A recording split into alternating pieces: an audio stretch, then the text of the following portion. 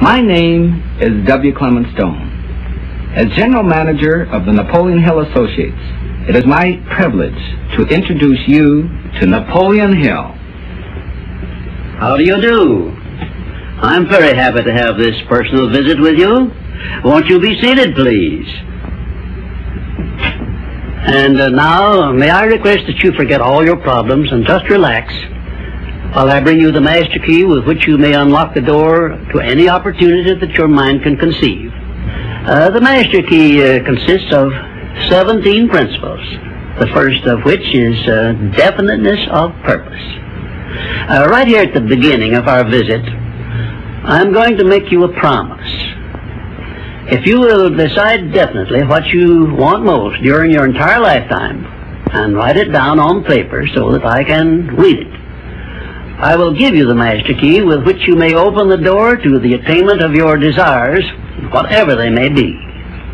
The exact moment when I will deliver this master key to you will depend entirely upon when you are ready to receive it. This is the first of 13 messages that I will deliver to you. Now, in each message, I will describe the master key in terms that you will understand, if you are ready to understand. And now I shall give you the first cue as to the nature of the great master key which has been responsible for all the great successes in every calling, in every part of the world. Please listen carefully to what I have to say, because you may discover the secret of the master key in this first visit.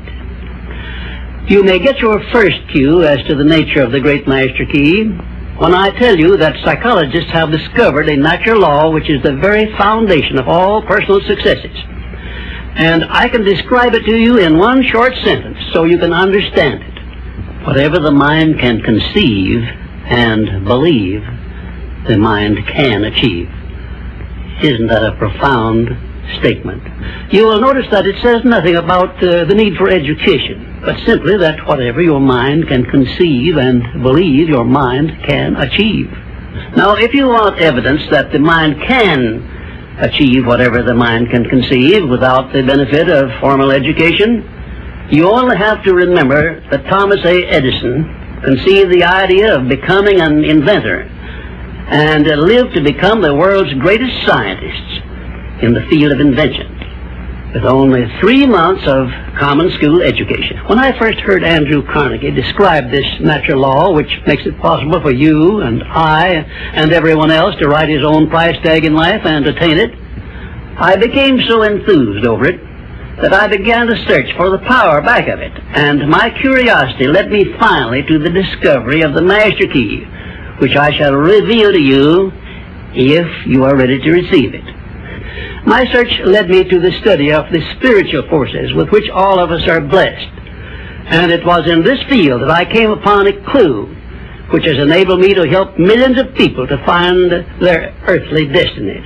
I want to describe my discovery in the simplest terms possible, because it will reveal to you why it is true that whatever the mind can conceive and believe, the mind can achieve, regardless of how many times you may have failed in the past or how lofty your aims and hopes may be. I caught my first fleeting glimpse of the profound law which provides the means by which we may choose our own purpose in life and attain it while I was being coached by Andrew Carnegie during the organization of the Science of Success philosophy. I had just finished telling Mr. Carnegie that I feared he had chosen the wrong person to give the world the first practical philosophy of personal success because of my youth, my lack of education, and my lack of finances. Well, at this point, Mr. Carnegie delivered a lecture that I shall never forget because it changed my entire life and paved the way for my helping to change the lives of millions of people, some of them not yet born. Let me call your attention to a great power which is under your control, said Mr. Carnegie. A power which is greater than poverty, greater than the lack of education, greater than all of your fears and superstitions combined. It is the power to take possession of your own mind and direct it to whatever ends you may desire. This profound power, Mr. Carnegie continued, is the gift of the Creator, and it must have been considered the greatest of all of his gifts to man, because it is the only thing over which man has the complete and unchallengeable right of control and direction. When you speak of your poverty and lack of education, Mr. Carnegie explained, you are simply directing your mind power to attract these undesirable circumstances, because it is true that whatever your mind feeds upon, your mind attracts to you. Now you see why it is important that you recognize that all success begins with definiteness of purpose, with a clear picture in your mind of precisely what you want from life. Then Mr. Carnegie continued his speech with a description of a great universal truth which made such an impact upon my mind that I began then and there to give myself a new outlook on life, and set up for myself a goal so far above my previous achievements that it shocked my friends and relatives when they heard about it.